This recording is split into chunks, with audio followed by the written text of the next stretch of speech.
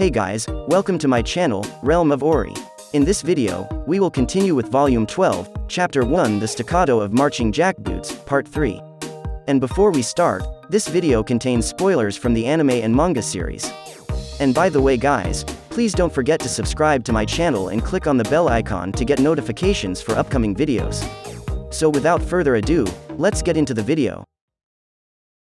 That's right. My older brother, the Star King Dragon Veldanava, established that system to prevent the world he worked hard to create from collapsing.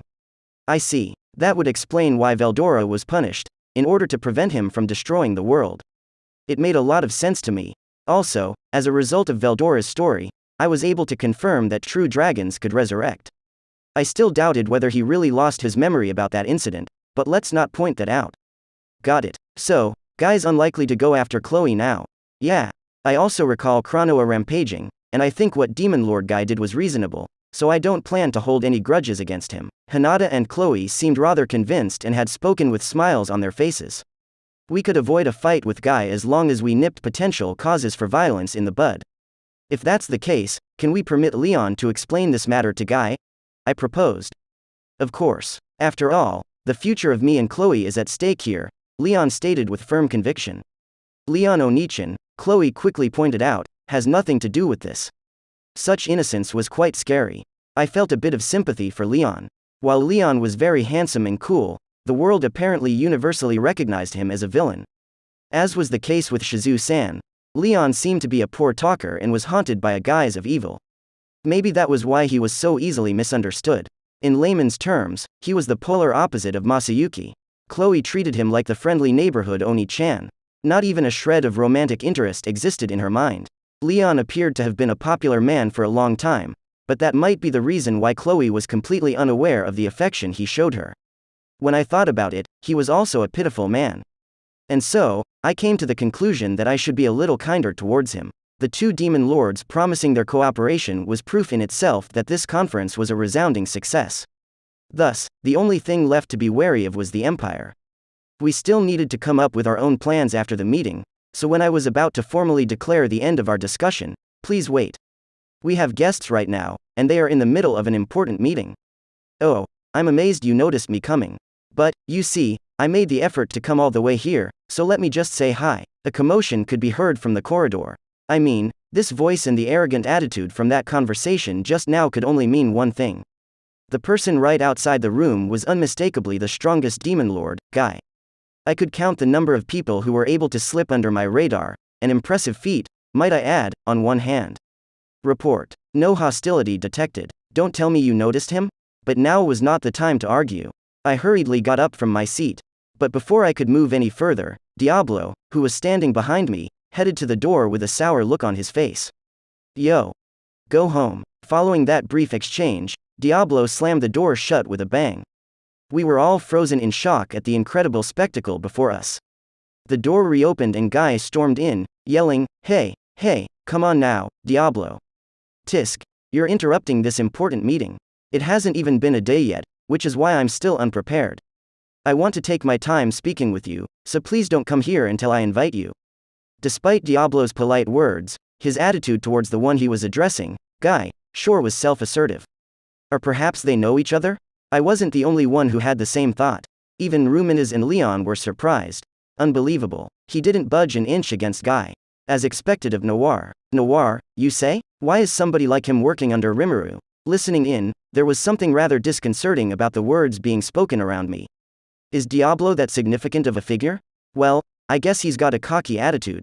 Seriously, what does Noir even mean? While I was standing there, utterly bewildered, more disturbances arrived.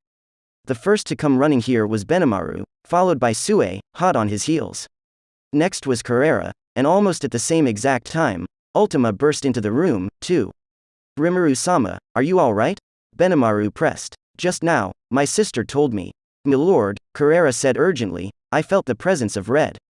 Has the war started? If so, I will do my best. Ultima promised. It was pandemonium. Given the circumstances, it would be a better idea to receive Guy as a guest than to drive him away. I had no intentions of inviting Guy here to begin with.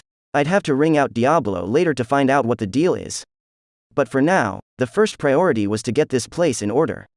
Guys, calm down. Diablo, control yourself. My words quieted the people who had just barged in.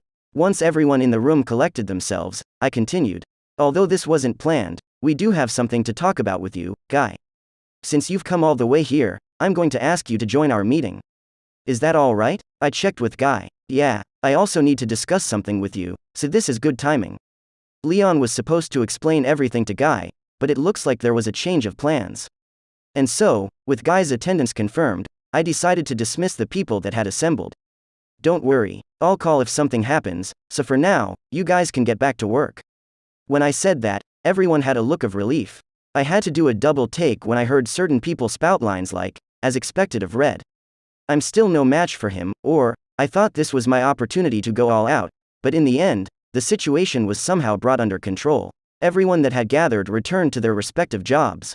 Then, Shuna left the room to prepare tea for those who remained in the room. Immediately after her departure, Leon spoke up. Hey, what's the meaning of this? Why is John here? I have a question, too. Isn't that other person Violet, or is it just my imagination? I'm not sure because, from what I have heard, she allegedly has a more gloomy and malicious personality. What are these guys blathering about with this John and Violet thing? Ah, maybe, did you mean Carrera and Ultima? They were recruited by Diablo over there, and they've been better than I expected. I tried to explain, but was unable to finish my sentence. Carrera? And Ultima? You've given them names. I can't believe it. So what you are saying is you not only have Diablo, but other Primordials attending you as well. Leon had suddenly stood up and yelled at me, whereas Ruminas looked genuinely astonished. Their sharp gazes pierced right through me. See, you're flabbergasted too. This is also the reason why I came here, to ask this guy about his real motive. Even Guy blurted something out of left field. I'd like to answer you, but I don't really know what to say, okay? While I was puzzling over how to respond, Shuna entered, pushing a tea cart. We became quiet so we wouldn't hinder her work. A pleasant smell wafted through the air and brought a sense of calm to everyone's mind.